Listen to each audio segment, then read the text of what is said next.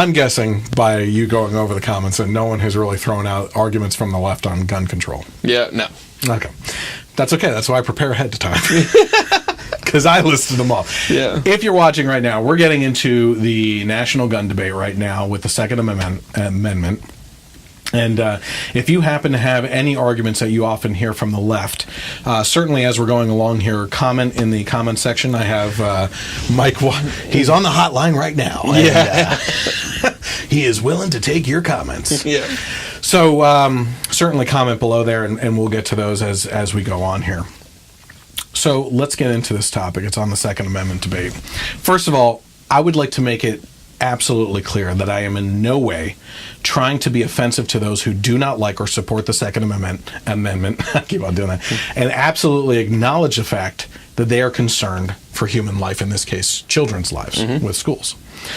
I would like to follow that obvious statement by also noting that while you may think that we value our Second Amendment right over the life of children in this national discussion, that is absolutely false, and we are capable of caring for both at the same time.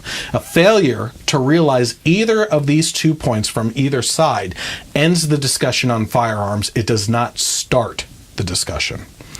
So as we get into this, let's talk about, first things first, the Constitution. Yeah. Okay? We've talked about this before.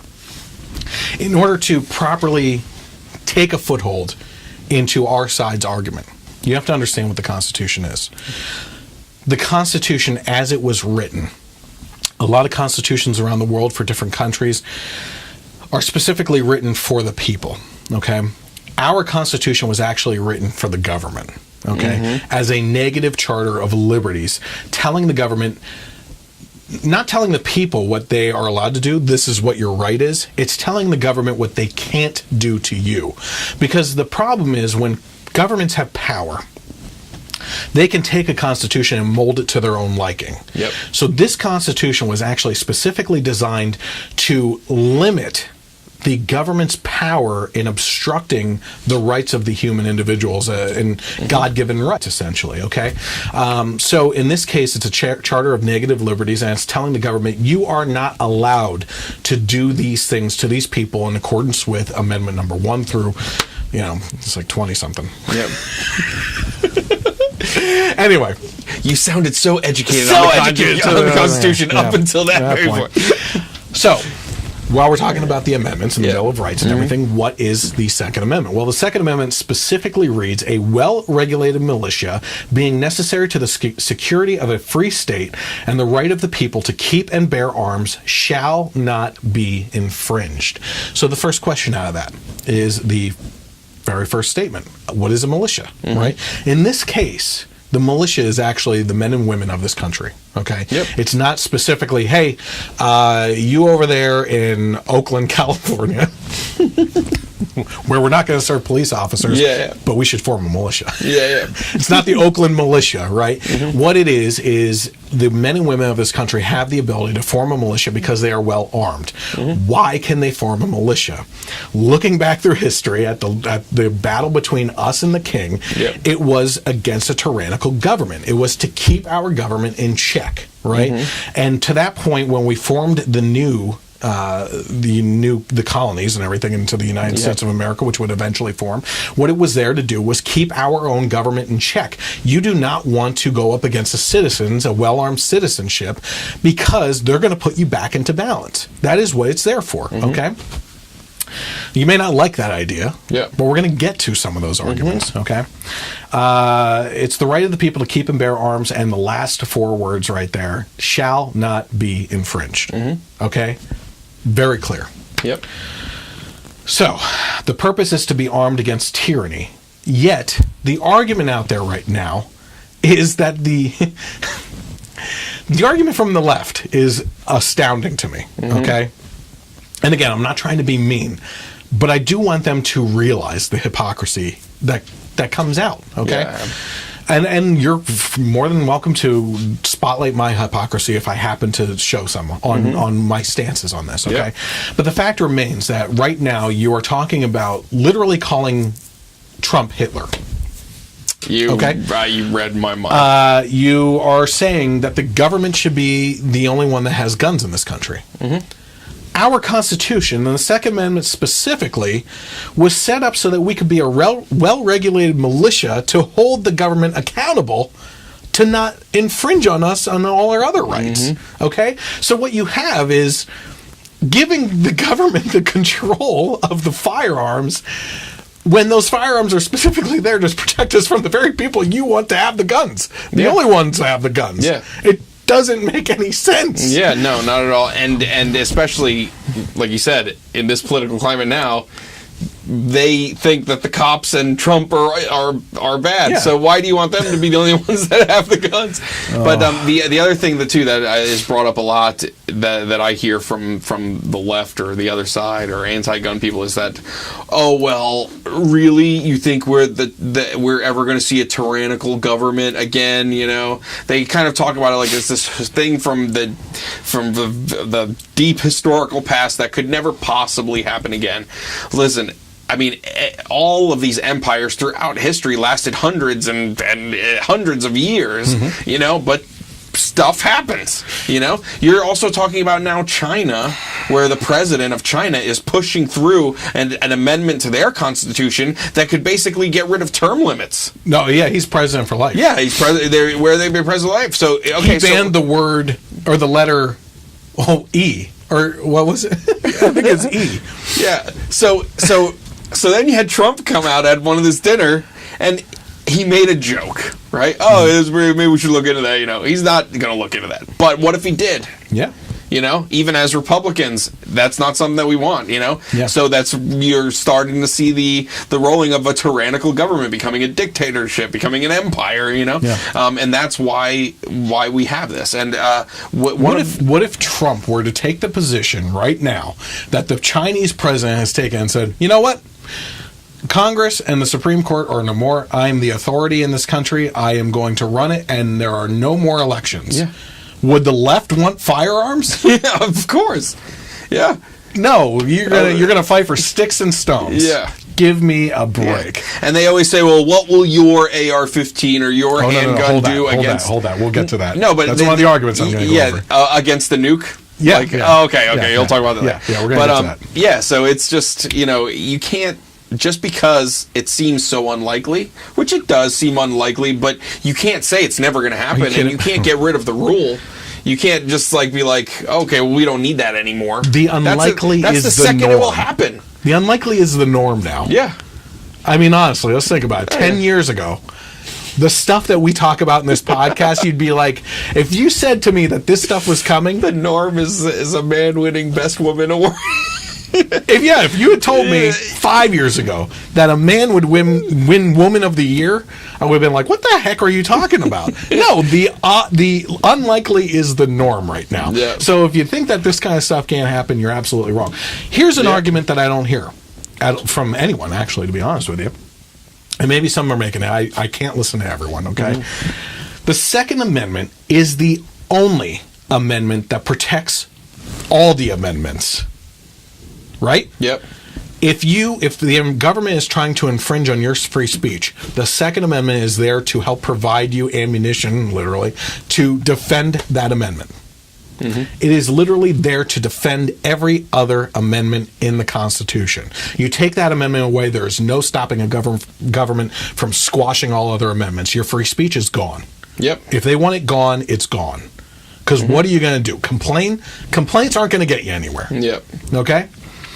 I find that fascinating. Yeah. Another thing that did you see the second? I don't know if it was. I think it was one of the Louder with Crowder Change My Mind segments. I think that's where I heard this. But the one guy he was talking to said that the largest military in the world is the armed American people, and that's why other countries don't invade us. Yeah. There was a plan from Russia trying to invade us. Yeah, and it made me think. Imagine World War II Germany going into Belgium and France, where every Belgian and Frenchman had guns. Mm-hmm.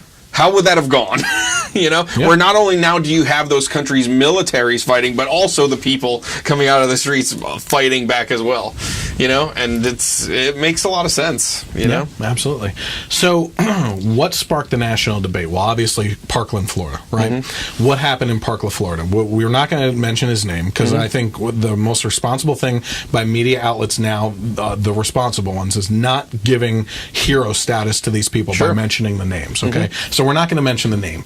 But this kid went into a school and shot up students. Okay, 17 in total were killed. Yeah, students and faculty. Yeah, not the first school shooting. No. Certainly probably not going to be the last. We had a crazy walkout today, which we can talk about later if there's time.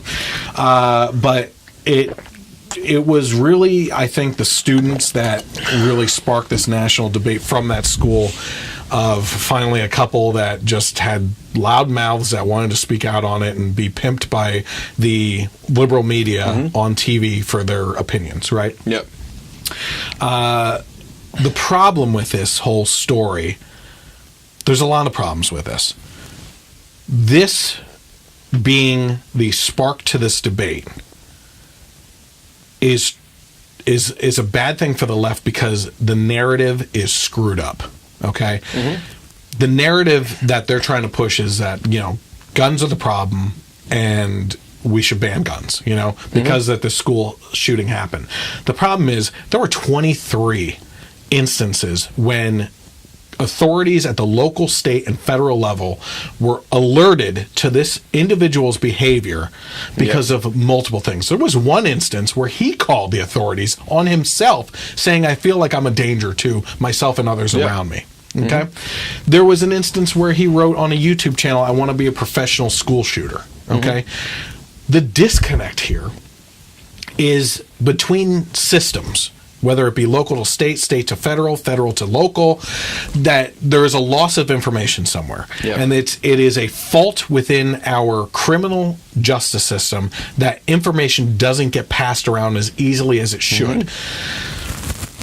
That gets into another whole discussion where it's government prying into our lives, but in this case, maybe it's something that we need to look at. I'm not going to be steadfast in the government's absolutely evil. They shouldn't have access to certain records of things and whatnot in regards to background checks. Okay, we're going to talk about that in a little bit here.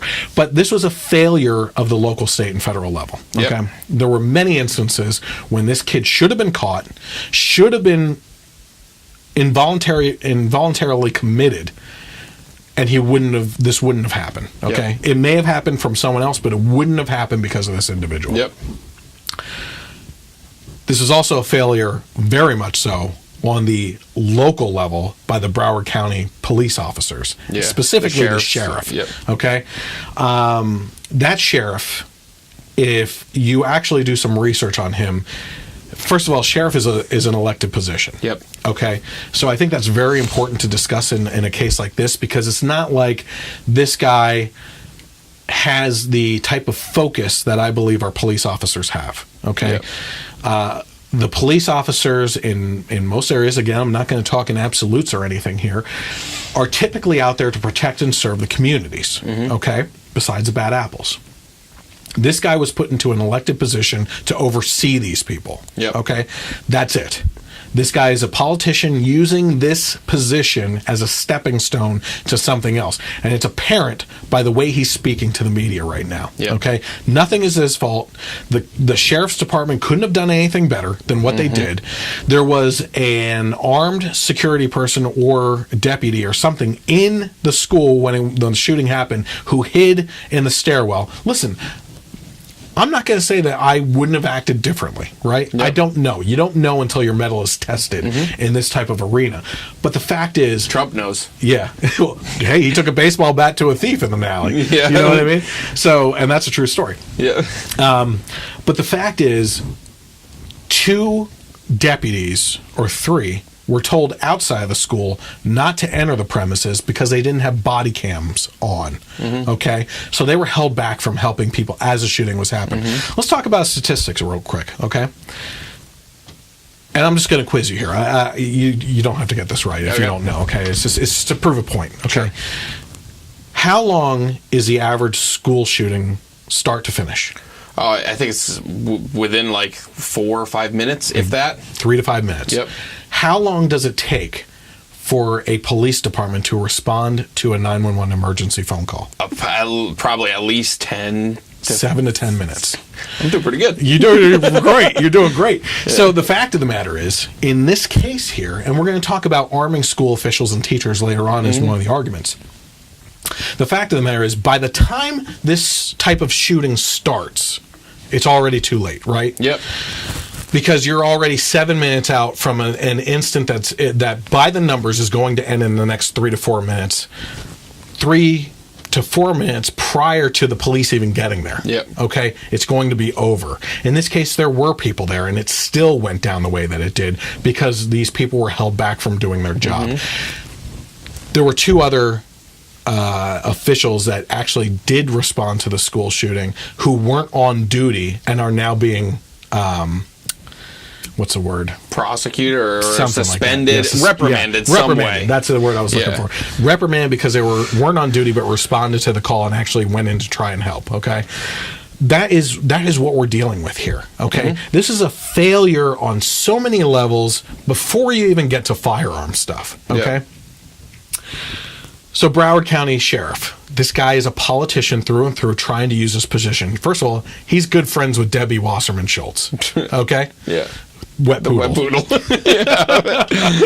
He has pictures with her. He has pictures with Hillary Clinton. Okay? This is a leftist through and through, already going to sway it because it's political and it's on the left. Yeah. Okay? I'm not talking about leftist citizens and their concerns for students. I'm talking about politicians. Okay? Yeah. This guy wants a higher office. I'm actually quite certain that he's shooting for a Debbie Wasserman Schultz position using this. The problem is the guy is kind of an idiot. Yep. And by kind of an idiot, let's take a look. Do you think that if the Broward Sheriff's Office had done things differently, this shooting might not have happened?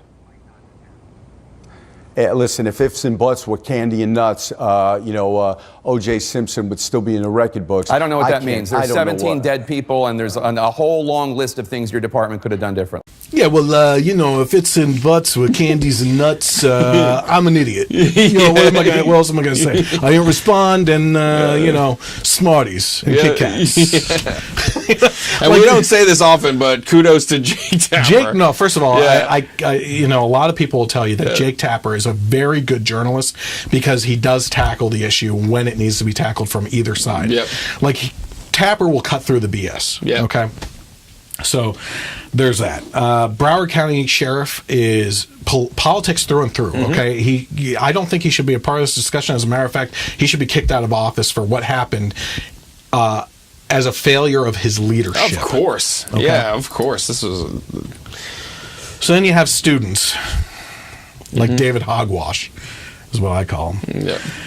These students are showing up on media outlets left and right. And as I mentioned before, I believe that they're being pimped by liberal media to push an agenda. Absolutely. And the fact of the matter is that, are these kids even in school anymore? Are they doing their studies? Yeah. I mean, I kind of feel like they're just this is their life now. You know what I mean? If they're not on CNN, well, CNN had to push them off for a little while to track on Stormy Daniels. Yeah, because that was an important story. Hey, whoa, porn star and Trump, now that's more important than kids getting shot, is basically the decision that they took on the news network, right? Yep. But these kids are being pimped out for these opinions. That's all there is to it. So David Hogwash and this other individual showed up on Real Time with Bill Maher. So let's take a look at what they had to say there. Into your class. Look, Wayne LaPierre, Dana Loesch. Right. I don't know if you guys have ever had to deal with that, but as far as I know, that's not the case. We've been locked in a classroom. We have seen our friends text their parents goodbye. We are the experts. We know exactly what we're talking about. How dare you tell us we don't know what we're... I'm friend. Yeah. Friend. Let's take that again. Cameron, scene 2. Yeah. Let me just say. Yeah, go ahead. Let me just say that if they were ever, God forbid, in another situation like this, they would wish that Dana Loesch was there with her Glock to protect their asses. Yeah. You know what I mean? It's ridiculous. Now, it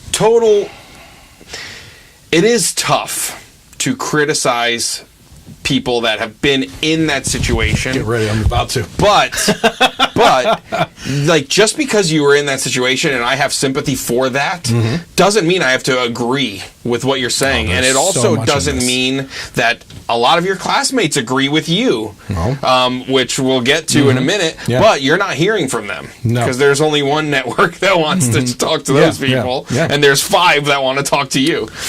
So it's crazy. But wait a minute here. How dare we, and they are the experts? Yeah. Okay? Excuse me, but I've had cancer. I'm going to keep on bringing it up when necessary to prove a point here. I had cancer. That doesn't mean it makes me an expert that I can walk into a hospital and tell doctors how to treat patients because they have cancer, just because I went through that situation. You are not an expert. You're a child. How dare you? I am so sick of sitting here as a bystander trying to defend our positions while we're listening to little whiny millennials that were in a situation that now feel that they're experts and we're supposed to tiptoe on eggshells because you think that you're experts. BS. Yeah. That's what they call at the rally. They were calling out, we call BS. I call your BS. Yeah. You don't know anything. And I can tell you right now, all of us felt the same way at your age that you feel right now, that you think that you know the world and you're the smartest person on the face of the earth. Grow up a little bit, start a family, start paying taxes, go through some more extreme situations, then tell me that you can look back and say that you knew how things worked. How dare you? Sit down and learn something for a little bit first. I understand, like he said, you were in a situation, we sympathize with that, okay? To sit here and say that we don't care about children because we're trying to support a right that's granted to us, that we believe from God, God forbid I say that we are trying to defend that we don't care about children, that we can't do those two types of things at the same time is despicable. And it shows your lack of understanding on the issues and how to argue the other side. And we're going to get to a little bit more about what you said on Bill Maher because one of your students disagrees with you. And we couldn't agree any more with him either. Yeah. So, anyway, I'm going to calm down. Is my face red? Yeah, a little bit. David Hogwash there also had something else to say, and we were talking earlier about how some of the students may disagree with him. So let's go into what one of these other students had to say. I want to play David Hogg, who has been out there a lot. He's become, sort of very familiar to Americans. Here he is speaking out for on his side. Watch this. I actually hung up on the White House the other day. They actually called me the day before the listening session and asked if we were going to come, and I said, I'm not coming because we expect President Trump to come to the CNN town hall. And I ended on this message with them. I said, President Trump, we don't need to listen to President Trump. President Trump needs to listen to the screams of the children and the screams of this nation. What do you think about that, Kyle? I'm really trying to control my anger at what he said. Because, the president calls you and it shows he wants to make a change, and you're talking about bipartisan change, and the one man who controls, who leads our nation, comes to you and is like, look, let's do something, let's make it happen, and you hang up the phone on him. That's so hypocritical. David Hogg was like, we have to make a change, let's make this happen, and then the White House calls you and it was like, let's do it. I totally agree. Let's make the change. And then you hang up on him and then you brag about it on national television. It's extremely counterproductive. Have you talked to him? Have you told him how you feel about all this? I haven't talked to David Hogg about this, no. I don't blame him. Yeah. Why the heck would you want to talk to this kid? Yeah. About what you think? He's not going to listen to you. The kid is purely there for agenda purposes. Yeah. And he doesn't care what you have to say. Mm-hmm. Absolutely doesn't care. This kid, first of all, these two kids, plus the girl with the shaved head who isn't part of anything anymore because apparently she didn't fit the agenda perfectly. Yeah. They've outlived their 15 minutes of fame. Yep. Okay? That's what they're there for. They're there to make a name. They're there to possibly start a political career. I'm absolutely sure of that. Mm-hmm. Okay? And they don't care about any other opinion. That is evident by the fact that they hung up on the White House. Yep. If you're trying to get your message across to the White House, you think that protesting is going to do more than actually talking directly to the president about the issue? Yeah. And you hang up on him? They don't that right there says two things. They don't really care. about that issue getting across to the president. And number two, they care more about their image of being hot shots and shooting down the president, who their crowd hates, than actually discussing the issue. It's like, what's the point of the protests and the walkouts and all the We stuff wanna they're be doing? heard. Yeah, we want to do this. You got to change. Okay, we'll call you. Hey, what can we do? No, I don't want to talk to you. Oh, I'm an idiot. Oh my God. Oh man, it boils my blood. Okay, so what do we end up doing? We blame the NRA. Of course, yeah. That is right off the bat. That is the one thing that they immediately started blaming. So let's get into the definition of all these things. Okay, what is the NRA? Well, I'm going to read a little bit of history from their website. In 1990, NRA made a dramatic move to ensure that the financial support for firearms-related activities would be available now and for the future generations. Establishing the NRA Foundation, a 501c3, a tax-exempt organization, provided a means to raise millions of dollars to fund gun safety and educational projects of benefit to the general public. Contributions to the foundation are tax-deductible and benefit a variety of American constituencies, including youth, women, hunters, and competitive shooters, gun collectors, law enforcement agents, and persons with physical disabilities. While widely recognized today as a major political force and as America's foremost defender of Second Amendment rights, the NRA has, since its inception, been the premier firearms educational organization in the world. But our successes would not be possible without the tireless efforts and countless hours of service our nearly 5 million members have given to the champion Second Amendment rights and support NRA programs. As former Clinton spokesman George Stephanopoulos said, "Let me make one small vote for the NRA. They're good citizens. They call their congressmen. They write, they vote, they contribute, and they get what they want over time." So, let me catch my breath here. Take a step back. What is the NRA? The NRA is an organization put together, made of members. Yep. Guess who's one of the latest members? Getting an NRA bag for it, duffel bag for it. Nice. $40 a year. If there's one thing that pushed me over into buying the membership, David Hogwash. Yep. You can thank David Hogwash. I'm dedicating my $40 in his name. Okay? Yeah. The fact remains, over 5 million members. I guarantee they need to update that as of this year. Over 5 million members contribute money to have their Second Amendment supported and a voice for the Second Amendment, okay? They are there as a mouthpiece to support the Second Amendment.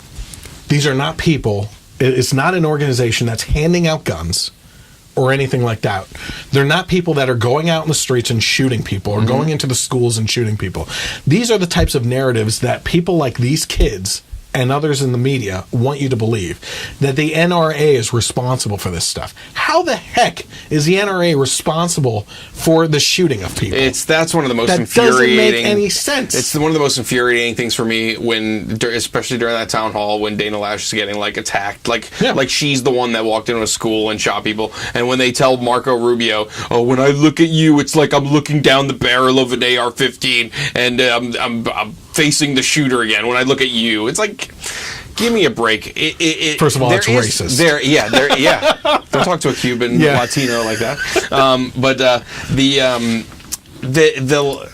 the decline of just personal responsibility is that's just a big word that we like to throw around. It's just crazy. That they can't blame the maniac, the monster that did this. They're blaming 5 million people who had nothing to do with this. That do more for educational. Ones, that do more for firearm education. That do more for firearm safety. That have programs for schools for school safety. But that's what they're blaming because they just see them as the villain for no reason whatsoever. No rhyme or reason other than political means, and that's it. So what's the message? The left now wants to ban assault rifles. Yep. Well, now we need to talk about the definition. We got a comment? Okay, go ahead. Gary Spencer. joined you. Yes. Me too. My just brother-in-law. joined the NRA and gunowners.org. No way! Oh my gosh! And gunowners.org are the best chance we have to preserve the Second Amendment. They have elite level training and education programs, seriously top notch. Gunowners.org. He is again. That's my brother-in-law. Yeah. I love Gary. Yeah. Great guy. He has argued against me politically for quite some time. That doesn't mean I don't love him. Yeah. That's part of the message tonight is we need to respect those with a different opinion and show love anyway. Yeah. Congratulations. Good job. I mean, honestly, that's amazing. That was amazing to hear. So let's get into this. The left now wants to ban Can you join the NRA if you don't have a gun? Because I'll send Heck like $40 in. Yeah. Yeah, and now that you're financially responsible, you should be saving up for an account to buy a gun. Yeah. So now we want to ban assault rifles. Okay, so now we need to get into a discussion. We have to drill into all these things. What is the Constitution? What is the Second Amendment? What is the NRA? What are assault rifles? So what's an assault rifle? An assault rifle is a rapid-fire, magazine-fed, automatic rifle designed for infantry use. And I highlight the word automatic because the AR-15, which the left often confuses AR to represent automatic rifle. Or assault rifle. Yep. Yeah, exactly. Doesn't even apply to the AR-15 as they are not automatic. So what does AR stand for and what is the history of the AR? I'm glad you asked. And by asked, I mean me. After World War II, the United States military was looking for a rifle to replace the M1 Garand, the M1 and M2 carbines, Browning automatic rifle, M3 grease gun, and the Thompson machine gun. During the Korean War, the Select Fire M2 carbine largely replaced the submachine gun in U.S. service and became the most widely used carbine variant. But combat experience suggested that the 30 caliber carbine round was underpowered, and American weapons designers concluded that an intermediate round was necessary and recommended a smaller caliber, high velocity cartridge. Enter the Armalite AR-15, a select fire, air-cooled, gas-operated, magazine-fed rifle manufactured in the United States between 1959 and 1964, specifically for hunting purposes. Designed by American gun manufacturer Armalite in 1956, it was based on its AR-10 rifle. The military quickly recognized the potential for the highly accurate firearm that was able to take a licking and keep on ticking in regards to environmental effects like mud, water, and dust that often jammed their own firearms quite often. The military bought the rights to the plans to the Armalite AR, which, by the way, is AR stands for Armalite, if we were going to... Armalite rifle. Yep. And produced it for the military, but the fact remains it was originally a hunting rifle. Today's arguments are completely ill-informed, as most would point to a scary-looking AR-15 that is built to look like a military gun in all-black stock and accessories on the Picatinny rail, and say that it is a much more high-powered rifle than its counterpart that has a simple wooden butt and iron sight. The fact remains they are the exact same gun with different cosmetic features which don't even enhance them. Yeah. Let me tell you, unless you think having a flashlight or a laser pointer on it is going to kill someone better. I don't know. So, now that we have gone over the basics of where we're at, let's talk about some of the arguments from the left. Well, before that, can we just talk about the whole blaming the AR-15? The AR-15 has become the villain, like the evil gun. One, it's racist. Why are you pointing out the black gun? I mean, come on, people. But one key distinction, too, is the difference between an assault rifle being automatic and the AR being semi-automatic. Yes. So it's like they're saying, okay, we want to ban anything that can fire fast. So every pistol is semi-automatic. So when does it get to that point? Now we're going to start banning handguns. It's just... It is I feel like that's what the thing is. That's cosmetic. It looks like a military rifle, but I mean, it's all the same thing. You bring up something that I completely forgot to put in here, and I'm glad you brought it up, which is semi-automatic. Okay.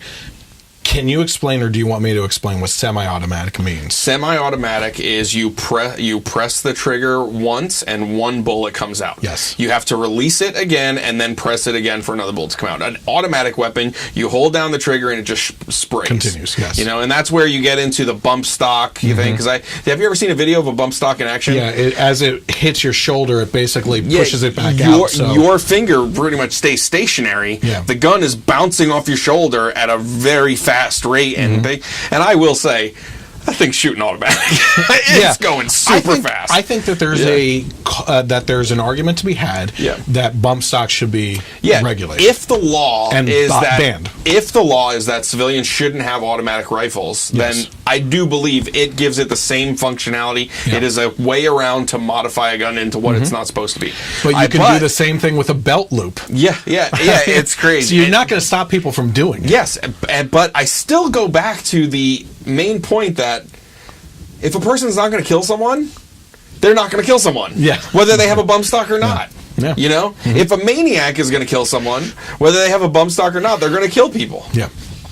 There was a guy that rented a Home Depot truck and drove through a running jogging path up in New York City and killed a bunch of people in a matter of seconds with a truck. Where's the protests outside General Motors? Nowhere. Okay, so let's get into some of the arguments from the left here. Okay, how about this one? This is the one I think I hear the most, so that's why I put it first. The Constitution is old and outdated. That amendment was written at a time when there were only muskets. Right? Do you hear that one? Oh yeah. Okay. Get ready, homeschoolers. It's education time. I know we're supposed to have one kid tuning in here that wanted to tune in specifically for the gun debate here. So, false. Number one, first and foremost, the puckle gun, an early version of the Gatling gun, was a first known revolving cannon. It fired a 32 millimeter round and had an 11 round revolving cylinder and was invented in 1718. You also had the Girardoni air rifle, which fired a 46 caliber projectile and had a 20 round magazine. It was invented in 1779 and was used by the Lewis and Clark expedition. The Belton flintlock was offered to Congress in 1777. It was capable of firing up to either 16 or 20 rounds within either 16, 10, or 5 seconds. There are no known surviving examples, but it was believed to function similar to a Roman candle. The pepper box revolver handgun was developed well over 100 years before the Constitution was even written and could hold over 20 rounds.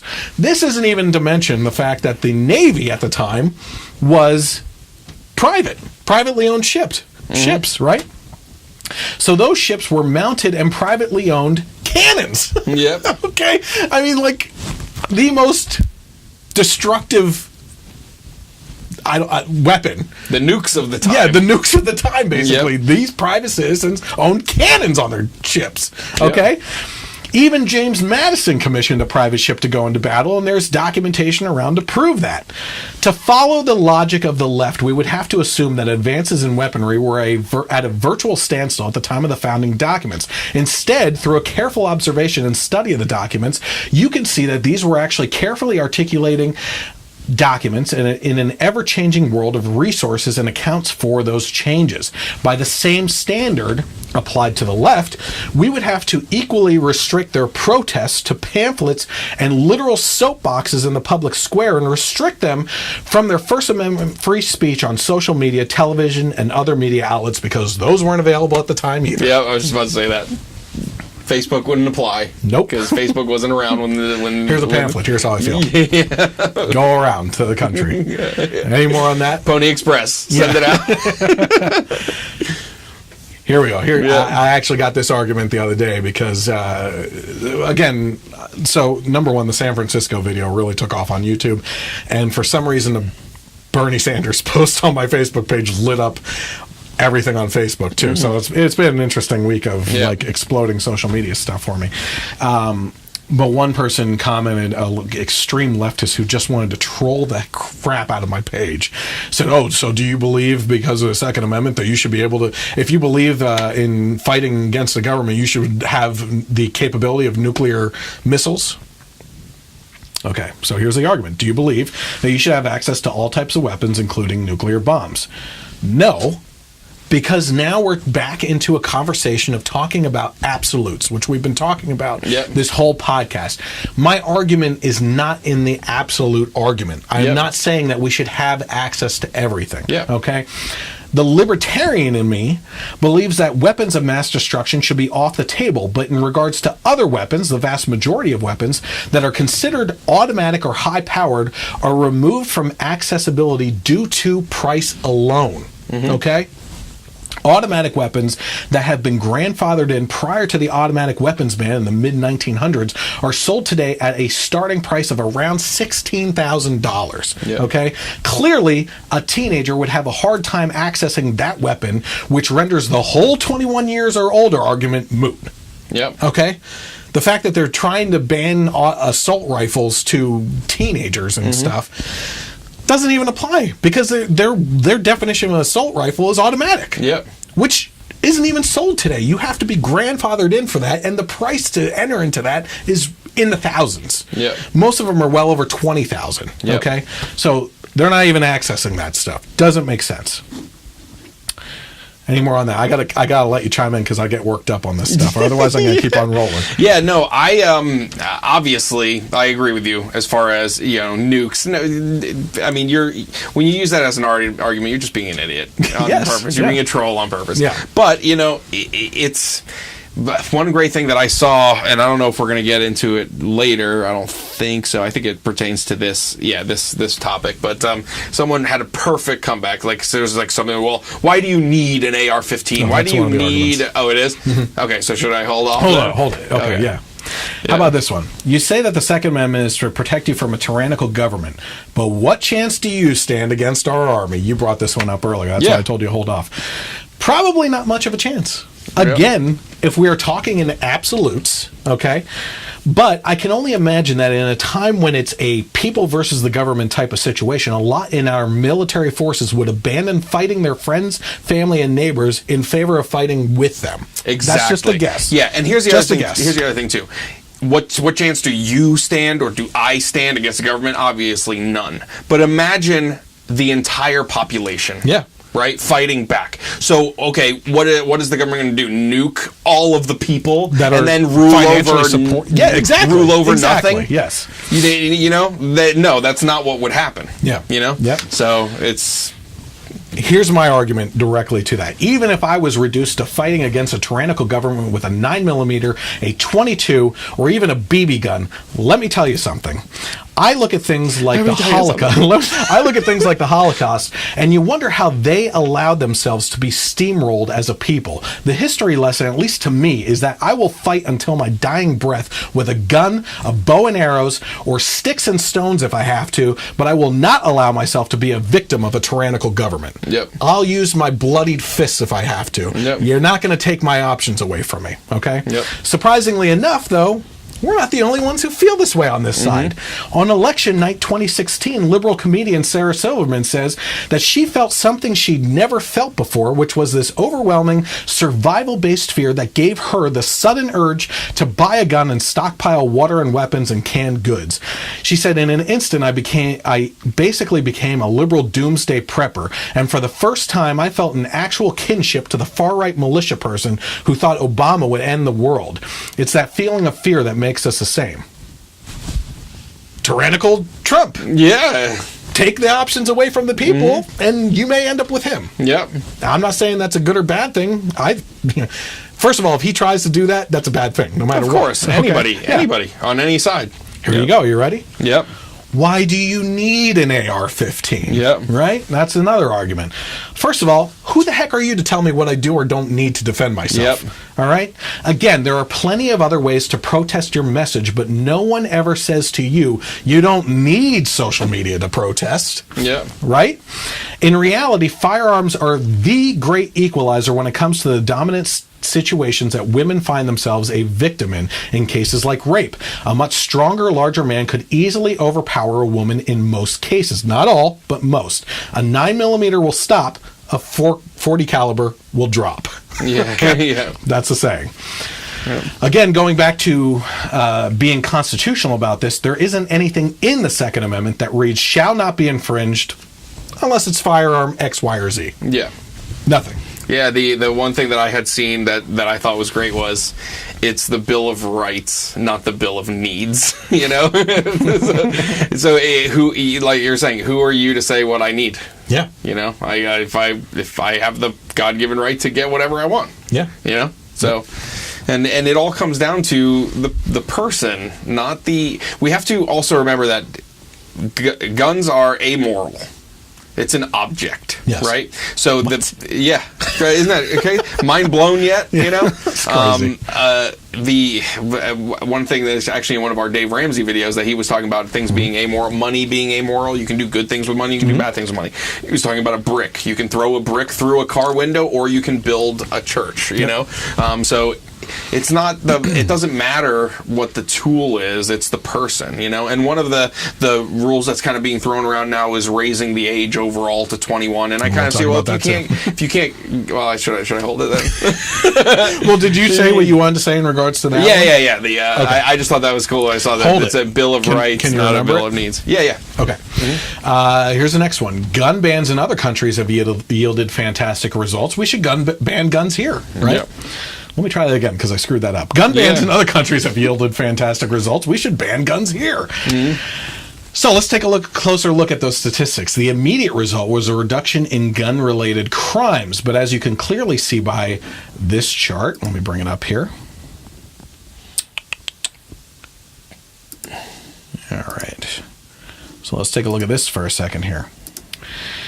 As you can clearly see by this chart, that takes a look at two such countries. The murder rates actually increased. And not only increased, but increased at a much faster rate. So what is that? Deductive reasoning would assume that with less legal gun ownership in the country, criminals were less likely to be scared or concerned with a potential victim defending themselves and ended up committing crimes, yielding horrible results of death because their victims were unable to defend themselves. In regards to crime itself, there are over 360 million guns in the United States. Less than 1% of those guns are ever used in a violent crime, and in actuality, a good portion of that statistic is actually allocated to suicide rates and not homicide. If that's the case, then we are punishing the vast majority of gun owners for the actions of criminals who are already breaking the law. Now, that's the thing that always just blows my mind. It's like, isn't killing someone against the law? They're doing it anyway. Yeah. So, okay, you pass your new law. What is going to make you think that they're going to follow that law? It's even worse than that. You know? Yep. The University of Pittsburgh did a study of crimes and found that over 80% of crimes committed with a firearm were carried out by a person who did not own that firearm. In most cases, it was stolen. If that's the case, then a ban would remove firearms from everyone who legally purchased a firearm and not include those who have them illegally, which are the ones committing the crime, and therefore would not reduce such crimes, but to make the victims, again, less able to protect themselves. So again, you can take a look at those murder rates right there. So essentially what that graph is showing there for Ireland and Jamaica is that after the gun ban, murder rates increased. It wasn't gun related anymore, but they found another way. Life finds a way. Yeah. Guns find a way, or crime finds a way. Death finds a way. I mean, essentially, like I said, what happens is you've eradicated the guns in that case. Now the rates go up. I mean, you have to use reasoning to look at those statistics and find why. Why did murder rate? That's the fine print of the wording, right? When you ban guns, gun homicides go down. Yes, that's true. I'm not going to argue that point. No. But if the gun homicides go down, but the murder rate increases, there seems to be a problem there. Yeah, we're not reading between the lines here. And again, it's pointing out that, but they still push that as a victory, that gun crimes were down. So again, it's just more showing that what they weren't trying to do was stop people from dying. It was what they were trying to do was get rid of guns. Not save people's lives. That's not what they're trying to do. Yeah. You know? I mean, it's overwhelming statistics too that more lives are saved by guns than taken. Mm-hmm. You know, it's crazy. Even just without even firing a shot. I mean, if you're getting held up, just brandishing it normally is enough to stop a crime from happening. Yep. Okay, let's move on to the next argument. Firearms are too easy to obtain. Background checks don't do enough, and the gun show loophole allows the circumvention of the background check. Again, this is false. The gun show loophole has been proven false many times over by responsible media going undercover to try and prove it, and in actuality reporting a reality that does not exist. Yet the narrative is out there and persists because of a lack of knowledge and education and understanding by those touting the idea, or worse, touting the idea and knowing that it's false, which is an agenda over the truth, which is the tagline of the show. I would actually encourage those who believe that a background check and buying a firearm is easy to go to a local firearm dealership and try to buy a pistol. If you don't have to, what I'm saying is you don't have to finalize the purchase, but go through the process and see if it really is that lax. You may be at the dealership You may not be at the dealership as long as you would like to be for the background check to pass, because most advocates would actually want it to be a couple days until you get the firearm. But they do dig into your history to approve you. So why can a background check be done in one visit? What some would consider is pretty fast. Let's say I think mine took 20 minutes to a half hour or something like that. A lot of people that are anti-gun would say that's way too fast, right? Yeah. Well, I would tell you that is how technology works nowadays. Yeah. Okay. Yeah. We can send a letter across the country in 1/5 of a second. That's how it works now. Even better. Yeah. Here's a better example. Next time you try to Google a topic and hit the enter button, see how fast the results show up, and take a look at that tiny number of results found under the search bar, usually totaling in the millions. A computer has specifically a place to go and dig for the information, and that is a lot smaller than on the internet when looking for background checks. You can get millions of results like that. Yeah, it's like, what's the point? Okay, so let's say we make it a 3-day wait. If the information comes back in 20 minutes, okay, we got it. We went through everything. But just you gotta wait 3 days. Yeah. What does it matter? What does it matter? Yeah. It's insane. It's insane. So, I'll see here. Are we moving on from... If anybody else has more arguments that they have heard, write them down in the comments section. I had a good one. Go for it. Someone I spoke to at work. Yeah, because I would rather hit these organically. Yeah.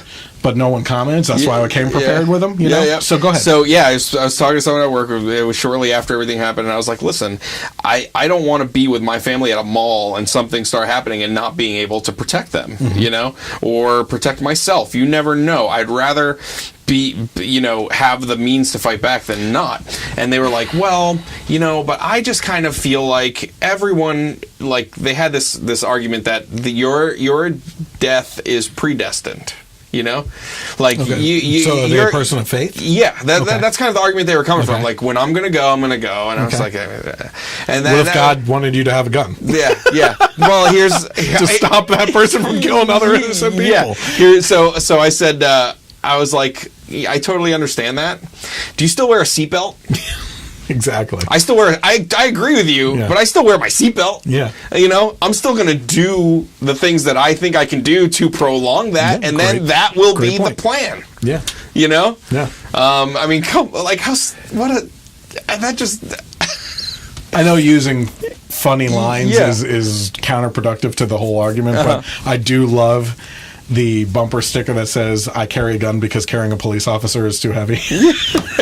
Yeah. One thing that came up too, and I think it was a Crowder video that he said was that the American citizens that have the right, their license to carry concealed, are convicted of crimes or felonies at 1/6 the rate of police officers. So by far, concealed carry Americans are the most law-abiding citizens in the country. Yeah, and you know why that is? Do they say why? Because responsible gun owners who have a concealed license feel that there's more of a responsibility put on their shoulders, a weight to bear, that they have to responsibly approach a situation, knowing that if they fly off the hinge and pull a gun, if they don't intend to shoot, could cause a situation to become worse. Sure. So you have to weigh that situation even more than a person normally would. Yeah. Okay, so the question I always have in this case is, does the left want to have a conversation, or do they want their ideas and their ideas only to be implemented? Lately, it's been said that now is the time to have a national discussion on gun control. Yet I don't actually hear a discussion or conversation. I hear the call for control and bans, but that's about it. A discussion is at least a two-way street, and it isn't happening here. So where can we agree? Let's get into where we can agree. Let's bridge the gaps here, right? Deeper background checks. I don't know exactly what else should be looked for right now, but only 38 states provide 80% of the total background check. So the least we can do is make sure that all the states are adhering and putting that information into a national database that all firearm dealers can access for the background checks. Those background checks should have a standard across the board for all states to follow.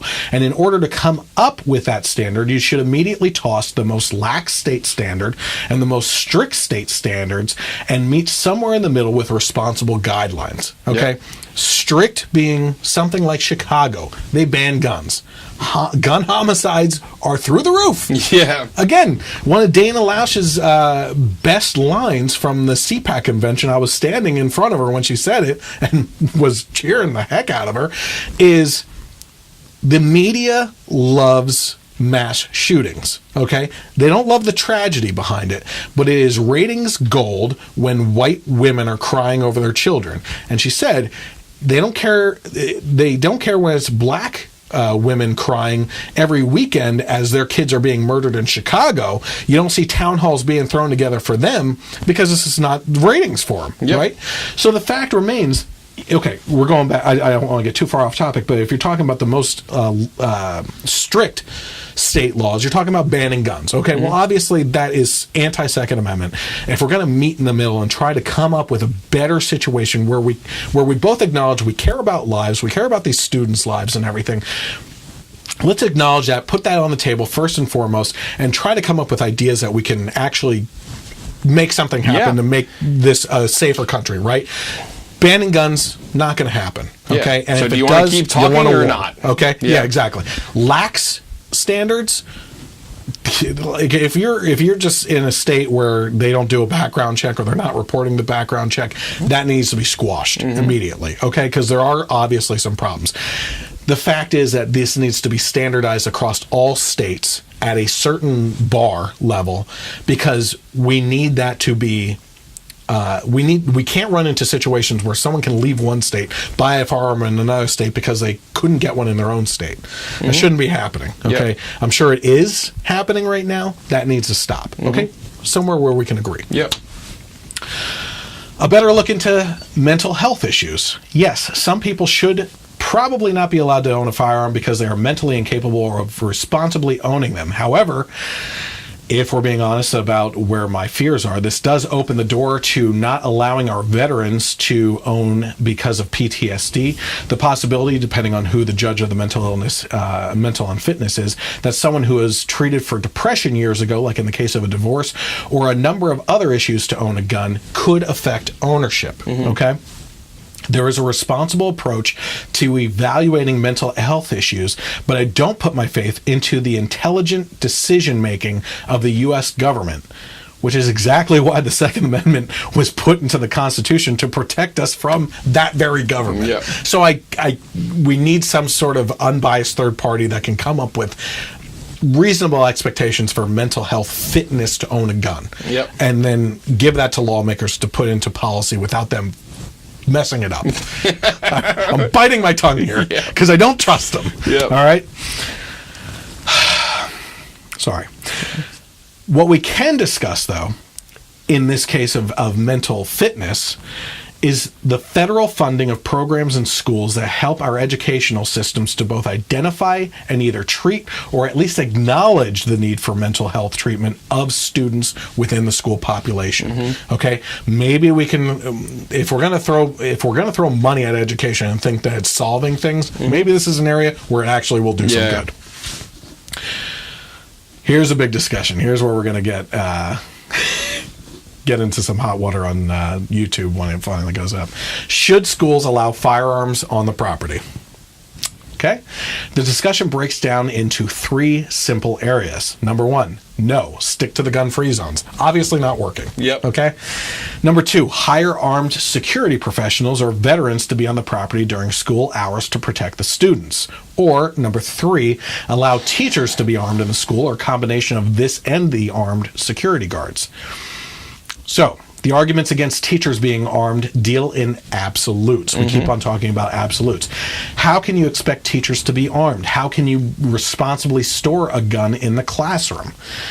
My answer to those questions, first of all, to the teachers that say that they would never, ever be armed in school, I say that I completely agree with you, and I don't want you to be armed either. Yeah. Trust me, I don't want you to be armed, okay? Yeah. I don't want you responsible for those kids if you're not responsible enough with a gun or feel comfortable with a gun. I'm not saying that you're irresponsible, but if you're not comfortable with a gun, I don't want you handling a gun. Yep. Okay?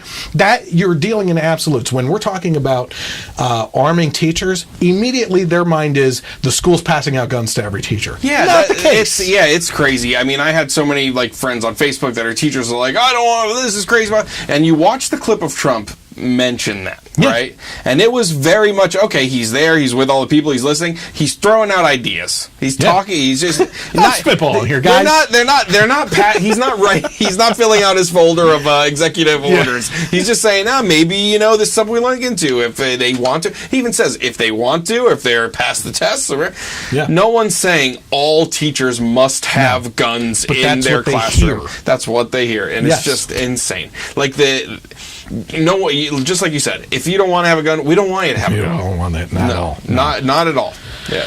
And if a teacher does want to, then there has to be probably even more. Well, no, it should be the same for everybody. If it's going to be strict, it should be strict for everybody. But since you're dealing with kids, I wouldn't be surprised if even more. Tests. That's fine. Backgrounds. Checks.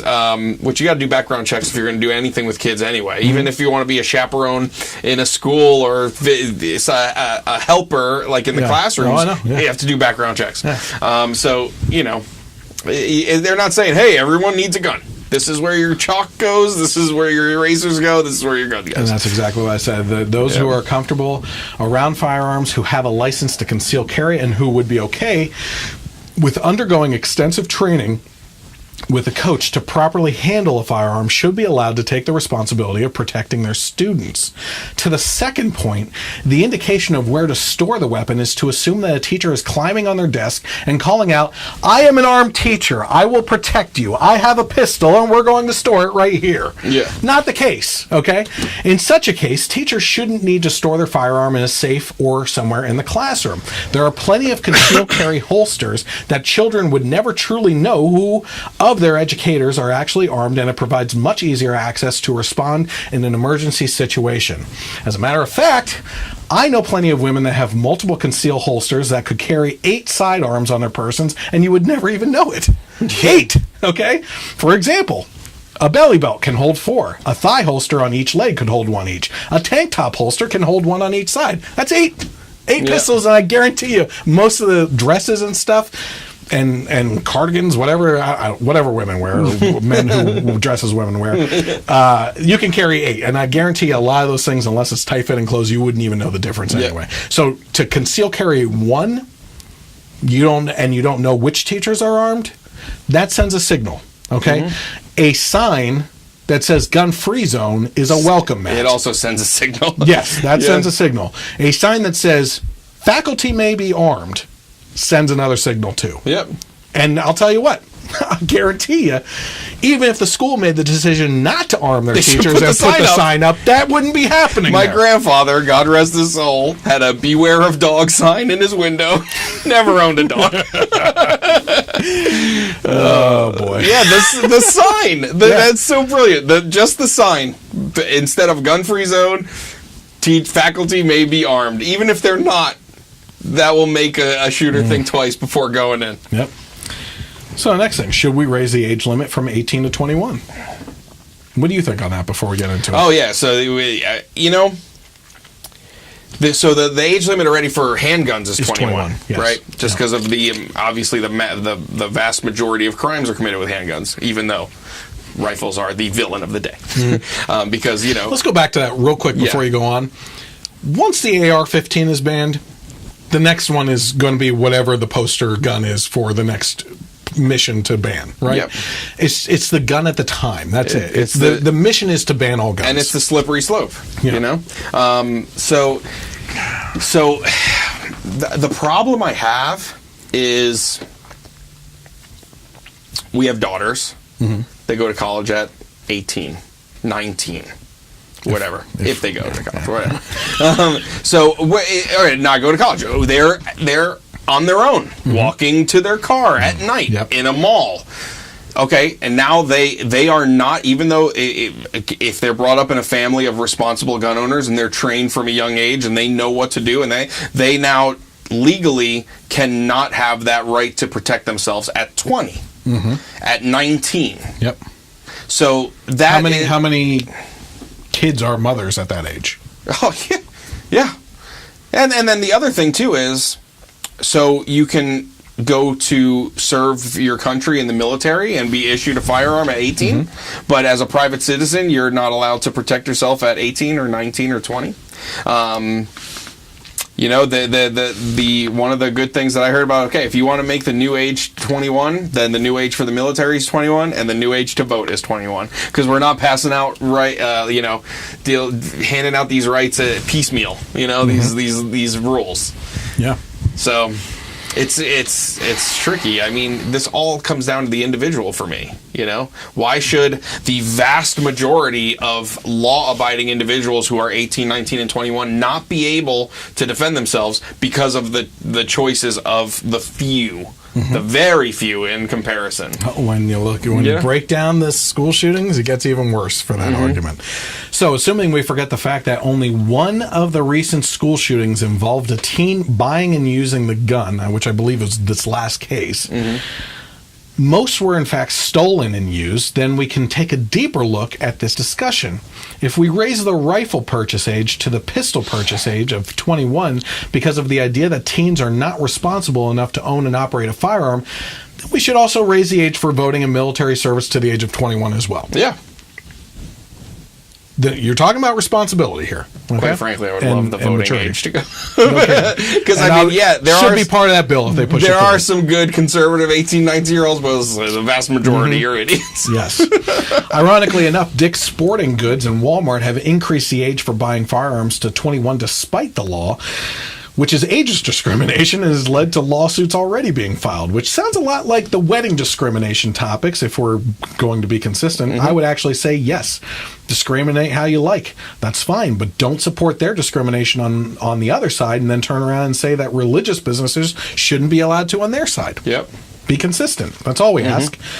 While we're discussing responsibility with teens, we have to bring up David Hogwash and the rest of these teens that CNN and the others are using as poster children for this issue. We are trying to say that these kids shouldn't be able to own a firearm because they're too immature, and yet we're listening to them to shape our country's policies? Yeah. I'm not saying that these kids shouldn't be heard, but despite what all of us believed at that age, we know everything and are smart beyond our years. As adults, we can look back and honestly say we didn't know squat. So you want to hear how they feel? That's fine. But leave the policy decisions to adults that are able to responsibly weigh the decisions with the Constitution, consequences, and legal requirements without the muddy emotions mixed in. Let's talk about one more issue. I added it in while we were talking here. Oh, yeah. When you look at the statistics of the most recent school shootings, 9 out of the 10 last ones came from fatherless homes. Don't hear that being brought up. Yep. They didn't have a father figure in the home to put their behinds in line. I hope my wife's proud of me. I've bit my tongue so many times tonight. Just saying. Because that was an argument the other night. My cursing, I'm getting it under control. Because I have been on the verge of cursing so many times tonight with these stupid kids. Oh, I mean, how long have I been doing the podcast with you now? Half a year. Half a year? Yeah. I'm finally just getting comfortable of not swearing, because I swear all the time. The fact is, we have a societal illness. Okay? We have families that can't stay together. irresponsibility of leaving your children behind with one role model that, in reality, and people don't want to admit this, covers half the issues that you should be learning. Okay, and you know, you could take the LGBT community and them raising kids on. That's an outlier. Okay, I don't know how to approach that subject because. Some of those, I don't know. Okay, that's an outlier, though. But when you're talking about a father and wife, or father and mother situation in a home life, there's certain life lessons that each of those bring to the table for their kids to responsibly grow up. And the fact of the matter is that the majority of crimes are committed by kids that grew up in fatherless homes. It's an unfortunate statistic, and it's getting worse. Okay, I believe in the black community, fatherless households is over 70%. That's pretty disgusting. And I had seen an argument, and that's not to say that whites are doing great either, because that's well over 50%. And I had seen an argument too that the kind of the downfall or the plight of the African American family or communities has to do with fatherless homes, and it really all started when the welfare state was being pushed by Democratic policies, because they're basically saying, hey, you can get more if you're a single mom and the more kids you have, you know, and then that's kind of just, and then also, and you know, it's the same thing for whites too, you know. Let me say this. I threw out that statistic, which sounded bad in regards to the black community. But it's mostly white kids that are shooting up these schools. And if it wasn't white, I think some of them were Hispanic or something like that. Which I believe included this one because of the last name that we're not going to mention. Let's cause a little other tidal wave for me, too. I'm about to say something else that's pretty controversial. Statistically, we have been going down in regards to education and other matters of principles and morals in our society for a couple decades now. And I believe a lot of that can be tied to taking God out of schools, which taught morals and principles, okay? Where's my proof of that? The decay of society. Where else? You don't see these school shootings happening in Christian schools. That's just an observation I'm throwing out there. Just an observation. Just an observation. Before you fly off the house, just an observation. New logo. Just an observation. Just an observation. Where the truth matters more than agenda, and we're just observing. We don't assume, and it's just an observation. Oh my gosh. Yeah, it's. I mean, it's hard to argue that, you know. So. Anything else? Any other comments there that we want to tackle?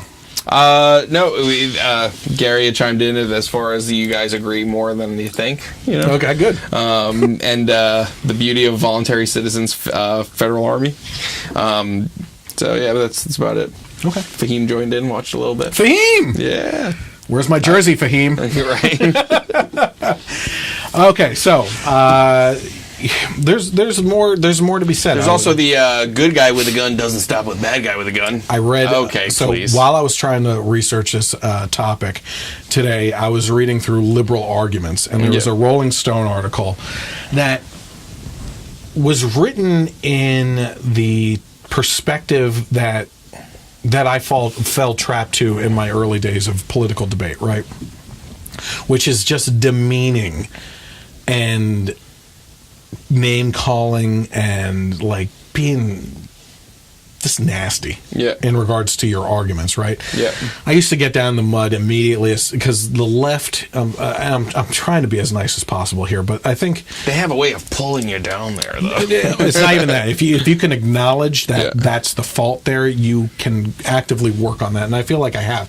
That kid, the liberal who started like trolling my page like crazy, he said, in regards to one thing, you know what he said? He said, I said, you know, a lot of people disagree with you on this page, or I said something, and he said, it doesn't look like you really have a lot of followers on this page anyway. And I could have been mean back to him and said, you know, delete him, banned him, whatever.